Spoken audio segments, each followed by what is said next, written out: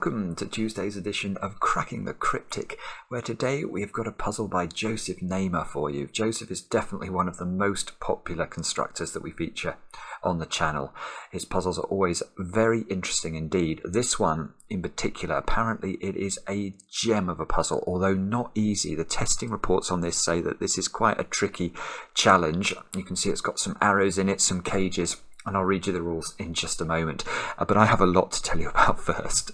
Where do I start? We've got two set of videos that we're going to release in the coming days, probably over the next 2 weeks. The first that will appear is by Shai, and Shai has created a video where she talks through how she created Valtaria, which is one of the most amazing classic Sudoku puzzles that we've ever featured. So that will probably come out either tomorrow or Thursday on the channel, so look out for that.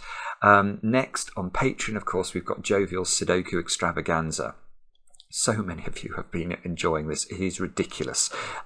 Basically, the way it works is there are 20 puzzles featuring popular variants that we often do on the channel, like Arrow Sudoku. There's an Arrow Sudoku, there's a Knight's Move Sudoku, there's a Between Line Sudoku, there's a Killer Sudoku, and they're all sort of designed to be fairly approachable puzzles. They're not easy, but they're not monstrously hard. And we have had, I think, getting on for 500 correct solutions, which means 500 people have solved all 20 puzzles, which is quite amazing. Anybody who finishes all 20 by the 20th of July, so that's one a day, given when we released it, which was on the 1st of July, will have a chance to win this. The cushion created by Anita Berge, featuring the Jovial's first Sudoku, featuring other patterns as well. It's absolutely gorgeous. And we're going to draw the name out of a hat on or around the 20th of July. So do look out for that. Now, also on Patreon, we did not think we would have to talk about this so soon, but it does appear that we're going to need to. We've always said that when we reached 5,000 patrons on Patreon, we were going to release this Sudoku murder mystery hunt that's being created, amongst others, by Alice and No Feet McGee over on our Discord server. And this is quite something. It really is, because it's a whole story that goes with the Sudokus that you have to solve, and you have to basically find out who committed the crime. It's just a great Sudoku hunt. And I think we're less than 50 patrons off releasing that. So, yeah, watch this space. That's coming soon, I hope. What else? Yeah, more news. The most common question we get asked on Cracking the Cryptic is, please, is there a way of inputting our own Sudokus into your software? Well, very soon there will be. In the next couple of weeks, we're going to be releasing an app that we've been working on with our programmer Sven. It's called Sudoku Pad, and it will allow you to do just that. It's going to have some handmade classics in there as well that we've created. So yeah, this is big news. So if you've ever wanted to put your own Sudokus into the software so you can play them, it's just for classic Sudokus, mind. You can't put arrows and all sorts of other things in there yet, but just for classics, that is coming out in the imminent future, which is great. What else? Oh yeah, I'm being interviewed tomorrow on LinkedIn by an old friend of mine called Rob Stevenson, who has started a mental wellness company called Form Guide, all based around asking how do you feel today. And basically we get a lot of feedback on the channel saying that the channel helps with people's mental health. It reduces anxiety and helps people to sleep. It was never designed to help people to sleep, but that is apparently one of the great effects that it does have. So I'm going to be talking to Rob on LinkedIn tomorrow. I'll try and remember to put a link under the video in case you might be interested. And I did tweet about that earlier today. Our Twitter is @CrypticCracking. So all of that news out of the way, let me tell you about L+, which is Joseph's puzzle and the rules of it. I don't know why it's called L+. Oh, no, yes I do. That's an L. That's a plus. I am such a numpty. Oh, good grief. So it should really be called L+, and then that symbol, whatever that is. But anyway, normal Sudoku rules apply. In cages, digits must sum to the small clue in the top left corner of the cage, if given. Okay, I can see two cages where the total is not given, but given that digits cannot repeat within a cage, there is something interesting to think about with that one. Digits along arrows must sum to the digit in that arrow's circle. So we have got lots of arrows today, So that means that whatever those 3 cells add up to, you put the sum into that cell there, etc. Do have a go. The way to play is to click the link under the video. Now I get to play. Let's get cracking. And I think, shall I start with the secret or shall I start with the 3 cell arrows? I'll start with the 3 cell arrows because these 3 digits here and these 3 digits here all have to be different. So the minimum I could make these 3 squares would be 1, 2 and 3, which add up to 6. So that means that little circle and that little circle must be at least equal to 6. Now let's move on to the secret, because this cage, the cross cage in the middle of the grid, is a 9 cell cage. Now given that we can't repeat a digit within a cage, we know that all of the digits 1 to 9 feature in this plus symbol. Now that feels like it's going to be the whole basis of a lot of logic. So the first thing I can see as a result of that is, well, in fact, let's get on to the secret itself, which is that the numbers 1 to 9 add up to 45. So this cage could have had a 45 written in its top left corner, but doesn't. But let's have a look at geometry, because those 4 squares there obviously can't repeat within the cage. So they cannot appear, any of these 4 digits that I've highlighted cannot appear in those squares in the central box.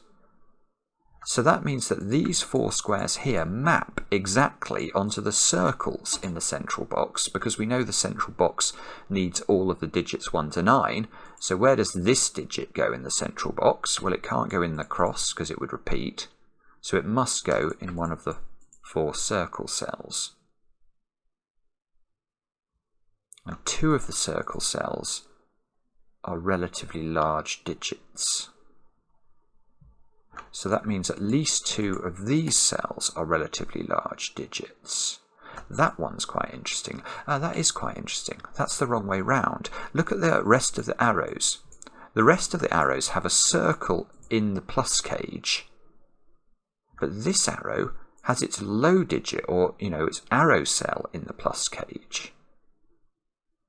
So if I could prove that both of those were high digits as well, that would force this to be a high digit, and that would force that to be a very high digit.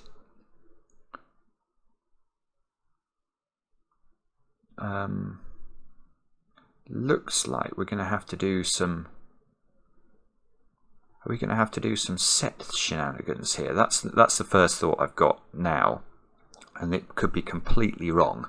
But I can see that... Well, let's talk about set, I suppose. I don't actually know what this is going to do, but what I'm thinking is there a relationship between something like those squares? And the answer is, I don't know. But there could be. Yes, okay, I am going to talk about set. So let's come back to no set and think about what set is. All set is a way of comparing different bits of the Sudoku and saying that those different bits must contain the same digits, or perhaps sum to the same digits. So what on earth am I talking about? Well, would we agree that those squares there, those purple squares, contain the digits 1 to 9? I think we'd all agree with that, because they all have to be different and there are 9 cells. Now let's look at row 5 itself. What are we going to find in row 5 itself? If we highlight the whole row, obviously all of the digits 1 to 9 will appear in row 5. So we know that the purple cells are exactly equal to the green cells. The set of the green cells is exactly the same as what's in the purple cells. But look now, the colouring actually is really helpful, because it means that this square appears in both sets. This square appears in both sets. This square appears in both sets, etc. So those 5 squares, if I was to remove this cell and cease it and stop it being coloured, it's still true to say at this point that the greens equal the purples, because I've just removed the same digit from both sets. And that's obviously true for all of those cells as well. So we reach this position where we can say that the greens and the purples are equal. And actually, although I've done that in a very complicated way, you can actually see that's true by just considering Sudoku on the central row. These cells have to appear in the cross somewhere. Well, they can't appear in those squares, so they're going to have to appear in those squares. So that's another way of thinking about it. But what did I see before when I was looking at this? Yes, I know what I saw. I know what I saw. Something I've seen, I think the first person I saw this from was Fistemafel, is where you get arrows puzzles like this, you can start shuffling the sets around. So for example, those green cells there sum to the same as this cell. By definition of an arrow, those green cells sum to the definition of those. So actually, we can remove these greens here and replace them with those two squares. And now what we've got is a relationship that doesn't say that the digits in green are equal to the digits in purple, because obviously there's a different number of digits. But the sum of the digits in green is definitely still equal to the sum of the digits in purple. Now, I'm going to make that square the same as those. And why on earth am I doing this? Well, it's because now I've got 5 digits in column 5 that all have to be different. And the minimum I can make 5 digits add up to, if they all have to be different, is 15. And that means green have to add to 15, and that means greens have to be 6, 7s, 8s or 9s, because obviously you can't put 5 together with a 10. So that's what I was thinking, and that's why I wanted to do my set. So I hope you'll allow me the digression there. It might not be a digression.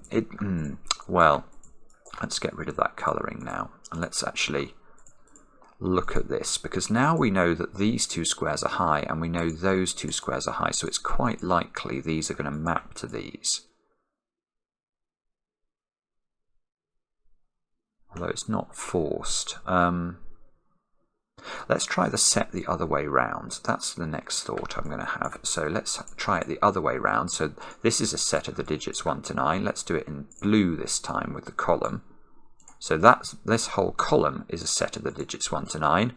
Remove the common digits from each side of that equation, and we get that blues equal purples.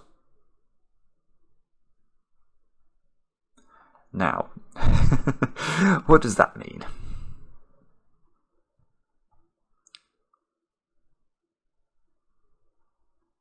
Well, I'm not sure it works as well this way around, to be honest.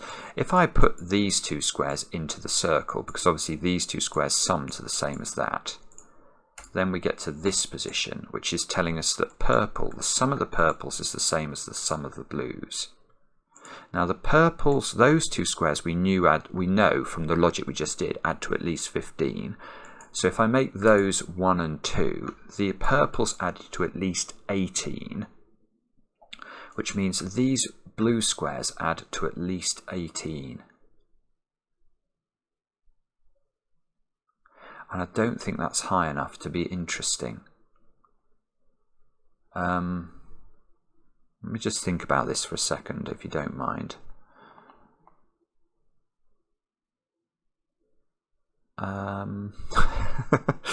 18, how can I do something with that? I don't think I can. Can I increase this somehow? Oh, of course I can. Oh, goodness me. Sorry. Right, now, the simplest way to increase this. So at this point, we know blues equal purples, but I can create more purple cells in row 5 just by noting that this square is the same as those two squares. Why would I want to do this, you might ask? Well, let me show you. Bang. I've now got 6 cells in row 5 that have to have the same sum as 3 cells in column 5. And the minimum I can make 6 cells add up to is 21. So that's really strange. So simply by using, if you like, the number of digits that are equivalent, I've managed to increase the totals of the blues from 18 to 21. So it's sort of, I don't know, in the UK what you can do at 18 and what you can do at 21. But we seem to have gone up in terms of the majority. So now what does that mean? So that means well, the simple thing it means is that the minimum value of all these squares is now 4. Because the maximum value I could put into 2 cells would be an 8, 9 pair. Now that can't be a 9 because it's on the arrow. And that can't be a 4, given this square's got to be a 4, and this has to have a positive value.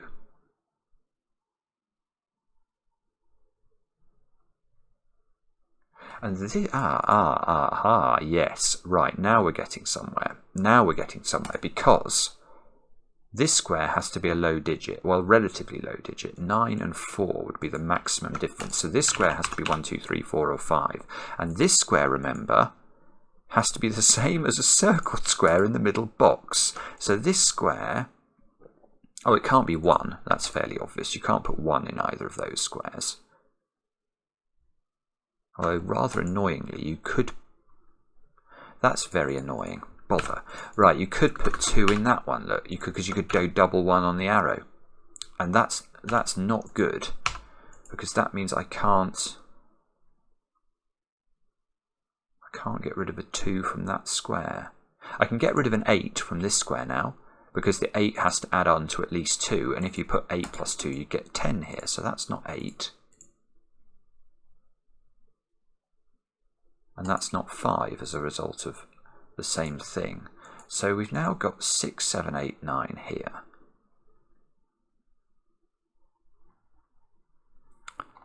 And what on earth do we do now? That's the question.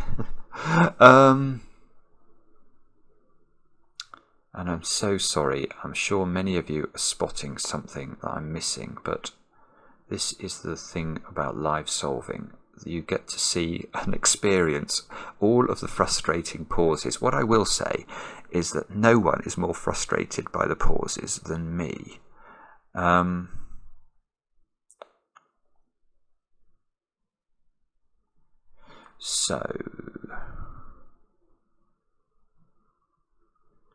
What I need to do somehow is restrict these a bit more.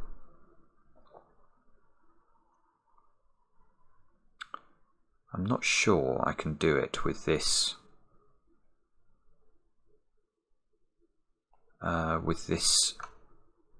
highlighting that we've got now.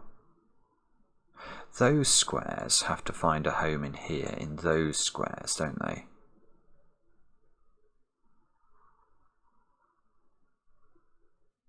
Aha, right, good grief. This is madness. Is this the actual break-in for this puzzle? This is absolutely brutal. But it's beautiful. It's brutal and beautiful. And that's the sort of thing we like, providing we can do it. Because let's just think about Sudoku in relation to these purple dominoes. Because these purple dominoes have to find a home in the cross.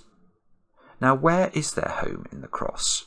And the answer is in those 4 squares, simply as a result of Sudoku. If we can't put these purple dominoes in those squares, and we can't, but we know they exist within the cross, these 4 squares must go in those 4 squares. So let's put them in, because I think this is interesting. Now I have a sort of 2-coloured cell again, and we know with 2-coloured cells I can just delete them. If this square is in purple and it's in blue, well, I can just remove it. And now I've got a situation, yeah, this is gorgeous. Now I've got a situation where I've got 5 cells in purple that have to have the same sum as those 2 squares. Well, the minimum I can make 5 cells add up to is 15, which means those 2 squares have to add up to 15, and I can remove the 4 and the 5. And I can remove the 6 and the 7 from there. That's the corollary of this. And now this square's got to be lowish, actually. It's got to be...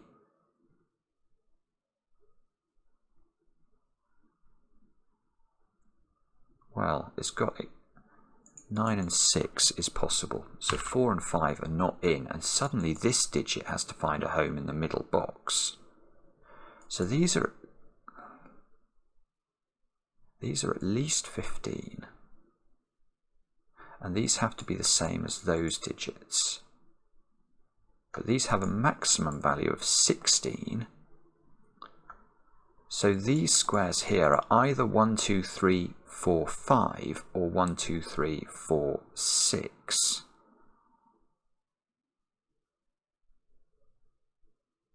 And this digit, oh, I see, it can't go there. Right, here you... Oh, this is beautiful. This is actually very, very beautiful. Good grief. We don't often get given digits anymore on Cracking the Cryptic, but this too is doing work because... First question, where does the 2 or the 3 go in the central box? The answer is obviously not in those squares, so it's in one of these 2 squares because it can't repeat within the plus shape. Now, if it's here, let's try and make that a 3. You can't put 3 1s on this arrow. You're going to repeat a 1 in row 7, so that's not possible. So this digit is the same as this digit. Now this digit cannot be a 3 because you cannot put a 2 on this arrow because of the given 2. So this is a 2, and that means that's a 2, and that means that arrow is double 1, and we have digits in the grid, and this is just brilliant, isn't it? It is quite brilliant. And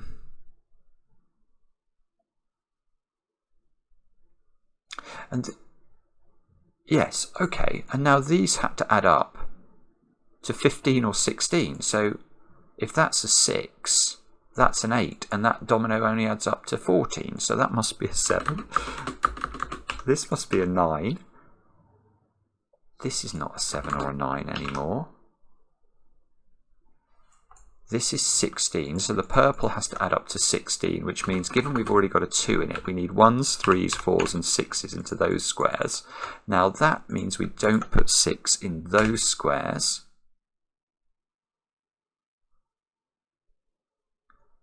And 1s, 3s, 4s and 6s means I can take 4 and 6 out of this, because this square is obviously sharing a cage with all this. Those can't be 6 anymore either.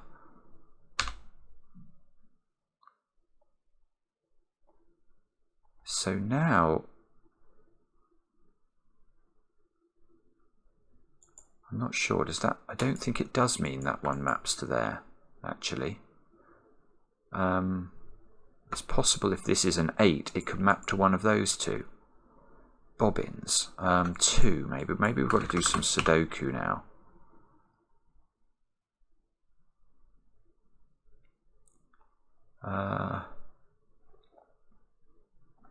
Hang on, let me think. What is the next? What can that digit be in the centre of the grid? It sees the 1, 3, 4, 6 quadruple, and it sees 2, 7 and 9. That's a 5 or an 8, isn't it?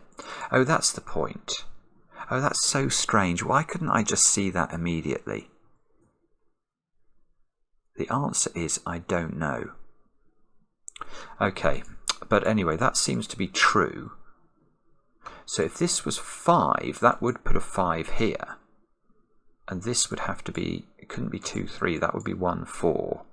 If this is 8, it couldn't be 1, 7 or 2, 6. Oh, it can't be 8. That's lovely. Right, this is not 8. If this is 8, you get a 5 here, and this has no fill. Because it can't be 3, 5, 2, 6 or 1, 7. So this is 5, this is 8. And now those are not 8. And oh, this is now 5 has to find a home in the middle box. It has to be there. And that arrow's probably a bit broken now. Let's just fill in the 1, 4 here, because I know that's a 1, 4 pair. Actually, and we'll do this as well, because if this is a 1, if this is not 1, 4, these are a 1, 4 pair. Ah, I keep misclicking, sorry. These must be a 1, 4 pair, and this must be 3 and 6. And this arrow is what I want to look at, because the thing about a 5 arrow, if it's a 5 arrow and it's got 3 cells along the arrow, you know there's a repeated digit on it, because if it was 1 plus 2 plus 3, it would add up to 6. Now, which is the repeated digit here? Well, clearly these two can't repeat. They're in row 7, so this square must repeat. And it can't repeat with this square because it's in the same column. So those two squares must repeat. That means these two squares have to be 1 or 2. If it's double 1, this is a 3. If it's double 2, this is a 1. There you go. That's a little bit of logic.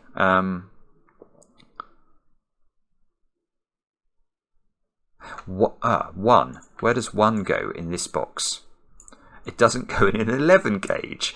Good grief. So this is a 1, this is a 1, and that's a 3.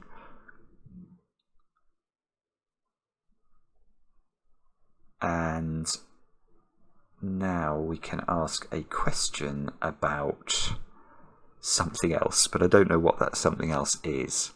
We don't know what that cage is. Look, that's been rather meanly left out.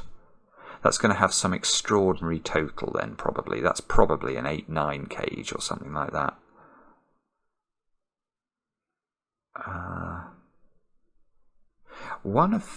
Yeah, okay. One of these circles has to contain a 7, and therefore one of these arrows has to be a 1, 2, 4 triple. 1. 1 over here is in those squares. Oh, so we've sort of got symmetry regarding 1s. 1s are locked into dominoes in boxes 3 and 7. And one of these arrows is a 7, so either 1, 2, 4 there, which might be possible, or 1, 2, 4. Oh, 1, 2, 4 here might be more tricky. You have to put a 2 in one of those squares by Sudoku. Those can't be 8s by Sudoku, look. So we've also got 7s and 9s adding up to these digits. Okay. So wherever the 7 goes, it can't be 1, 6 or 3, 4. So the 7 goes with 2, 5. Which means the 9 must go with 3, 6. So whichever side the 9 is, it's got 3, 6 on its arrow. And I don't think we can see which of those is. Although if that's 9 and that's 3, 6, is that putting pressure on this? If that's 9, this is 3, 6. This would have to be 4, 7.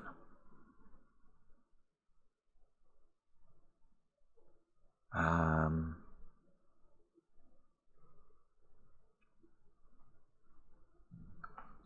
don't know. That feels constrained for some reason. 9, 3, 6, 4, 7. What's wrong with that? Oh, there's no 2 in those squares. So there's something wrong here. 2 has to go in one of those cells.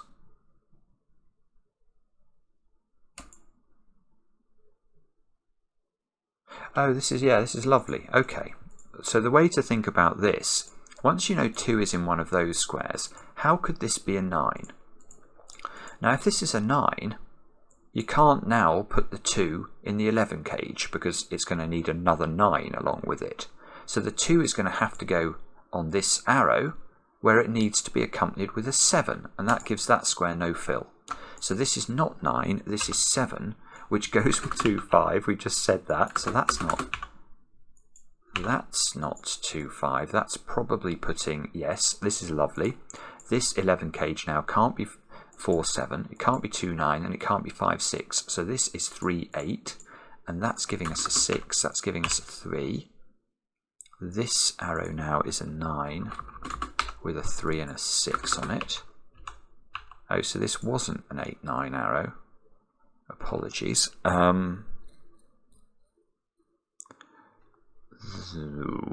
What now? Well, I suppose in this box we know what these 3 digits are. They are 4, 6, and 9, and that means that square can't be 9. So that's 7. That's 9. This box is now known to be 5 and 8. So this adds up to 13. Gosh, that's a mean cage not to give me. I would not have used this. I've probably missed something here.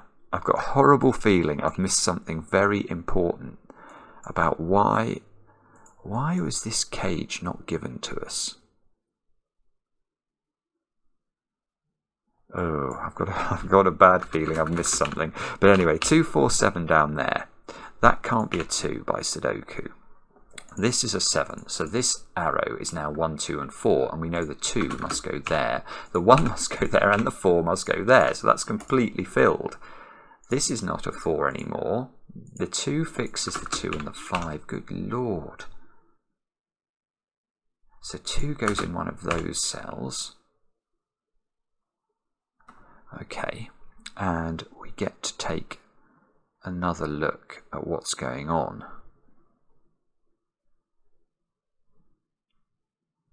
The 9 arrow now can't be a 5, 3, 1 arrow because of this 5, 3, 1 triple in row 7. So this is either 1, 2, 6 or 2, 3, 4. So it has a 2 on it. There's a deduction, so that's not a 2. 2 in box 7 and box 9 is now restricted to row 8 and row 9. So we can ask where 2 goes in row 7. It can't go there, it can't go here, it can't go here, and it's not a 5, so it must go there. Not a 5 unless you turn it upside down. So that means, I don't know what that means actually, maybe it doesn't mean very much. Okay. The 9 cage is forced now because it can't have 1, 2 or 3 in it. So that's a 4. Oh, beautiful. That's 4, 5, this cage. It can't be 1, 8, 2, 7 or 3, 6. So it's 4, 5. We know the order. Which means we get to place 4 in box 6. 5. We actually get to place 5 in box 7 as well. In theory, 5 can go in all 3 of those positions, but in practice it can't. It can't go here because it would get reflected on the short stubby arrow and be in the same box as this 5. Get rid of that. It can't be there because the only combination that includes 5 in 3 digits is 1, 3, 5, and that square can't be a 1, 3 or a 5, so it's not there. So this is a 5, that's a 5, that's an 8. 5 is in one of those 2 squares. Look at this. This is lovely as well. 5 is in one of these 2 squares, but can't be on the short stubby arrow at the top of the grid because it would reflect there, and there's a 5 there already. So 5 goes here, 5 goes here, 5 goes here. I must have done all the 5s. I have done all the 5s. Oh, lovely. Look at 1. Look at 1 in box 2. It's in one of those 2 squares, but it can't be on the short stubby arrow this time because it would get reflected back into box 3. So we get a 1 here, we get a 1 here, we get a 4 here. We can do exactly the same trick with the 4. We can't put the 4 on the short stubby arrow because of this 4, so 4 goes there.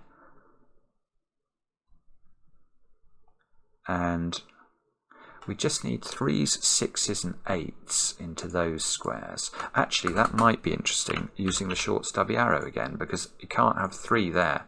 It would reflect here and that would be bad. So this is a 6 or an 8. By Sudoku, yeah, this is nice. Those 3 squares are the same because 1 and 5 last time I looked were not the same digits as 6 and 8, the things you learn on Cracking the Cryptic. So this is a 6-8 pair, that's a 6. Oh, this can't be 6, that would have to have a 5 here. That's gorgeous, look. So those 3 squares are the same digit. And now we've just proved they can't be 6 because the 6 would require a 5 above it because of the 11 gauge. So we go 8s into those, we go 8 here, we go 3 here, we get 3 and the 6 into those squares. 3 is now, 3 is off the 9 arrow. I can think that's going to mean something. 8, look, there's actually a 3-8 pair in this box. Now one of those is reflecting here, but I don't think we know which one it is. But let's come back to the 9 arrow now, because the 9 arrow was not 1, 3, 5, and we've just proved it's not 2, 3, 4 because it can't have a 3 on it. So it's now forced to be 6, 1, 2, which places the 1 and the 2 on it, and therefore places the 6 by elimination. This is a stunning puzzle. It's so clever, I cannot tell you. That's a 2 now. We need 7, 8 and 9 to complete row 7. That's not 9. So there's a 9 in one of those 2 squares. There's no... in fact, there's no... I see. There's no 8 in these squares. So where does 8 go in row 7 would have been a better question to ask. That forces those to be 3s, this to be an 8. 8 gets locked in a domino down there. And this square must be a 4 by the power of elimination.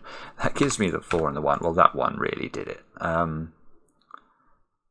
square at the top, look at column 1. It needs a 7 and a 9. That can't be a 9. So that's the 7, that's the 9, that's the 7, that's the 7, that's a 4. 4 goes here by Sudoku.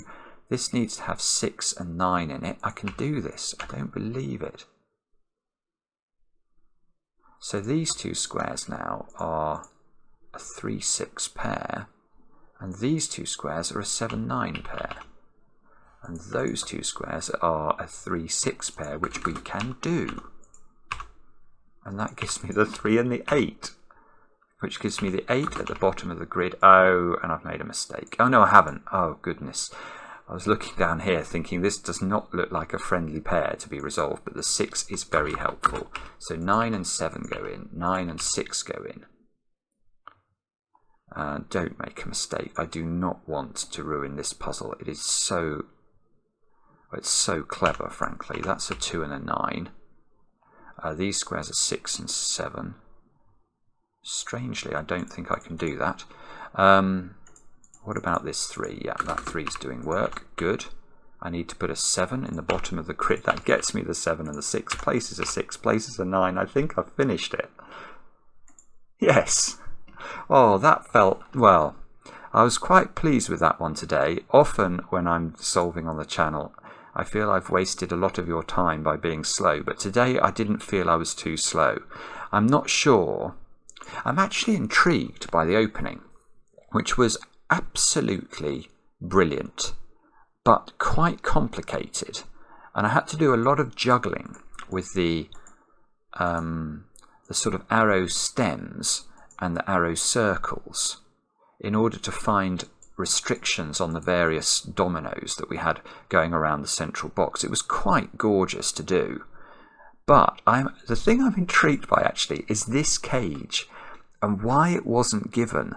It suggests to me this is in some way important for the break-in, and I never used it at all. And I have no idea how I was meant to use that. So maybe the comments will shed light on that. But what I can say is that Joseph Nehme has again produced a stunning Sudoku. Thank you so much for watching, and we'll be back later with another edition of Cracking the Cryptic.